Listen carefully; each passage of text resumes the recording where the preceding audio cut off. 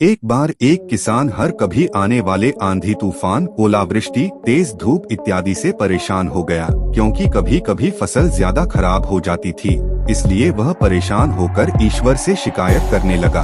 किसान बोला, आप ईश्वर तो है, लेकिन फसल को कब क्या चाहिए इसकी जानकारी नहीं है। जिसकी जरूरत भी नहीं होती है वह भी देते रहते हैं। इसलिए आपसे मैं विनती करता हूँ कि आप मुझे एक मौका दीजिए, मेरे कहे अनुसार मौसम कीजिए, फिर हम सब किसान अन्न के भंडार भर देंगे। ईश्वर मुस्कुराए और बोले, ठीक है, आज से तुम्हारे अनुसार मौसम रखूंगा। किसान खुश हो गया। किसान ने अगली फसल में गेहूं की बुवाई की। उसने जब चाहा तब धूप मिली, उसने जब चाहा पानी मिला। पानी की तो उसने बिल्कुल कमी नहीं आने दी। आंधी, बाढ़ और तेज धूप तो उसने आने ही नहीं दी। समय बीतने पर फसल बढ़ी हुई। किसान भी बहुत खुश हुआ कि इस बार शानदार फसल दिख रही है।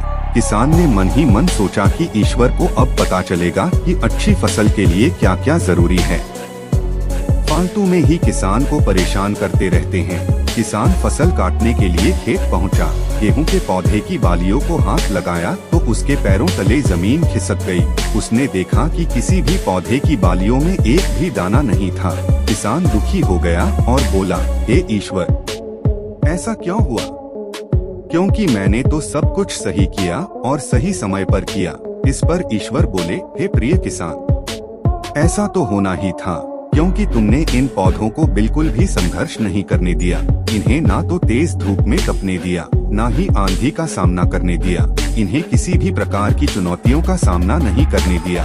इसलिए बाहर से भले ही अच्छे दिख रहे हो, लेकिन ये अंदर से बिल्कुल खोखले हैं। इनके अंदर कुछ भी दाने नहीं। पौधे जब विभिन्न चुनौतियों का सामना करते हैं तो उनमें ऊर्जा पैदा होती है। यह ऊर्जा उनके अंदर सही सामर्थ्य पैदा करती, जिनके लिए वह बने हैं।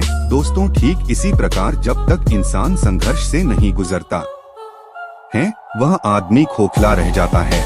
जीवन की चुनौतियां ही उसके लिए उन्नति के नए रास्ते खोल देती हैं और आदमी को मजबूत और प्रतिभाशाली बनाती है। इसलिए आपके भी जीवन में मुसीबतें या चुनौतियां आए तो घबराना मत। यह आपको बिखेरने के लिए नहीं, निखारने के लिए आई है।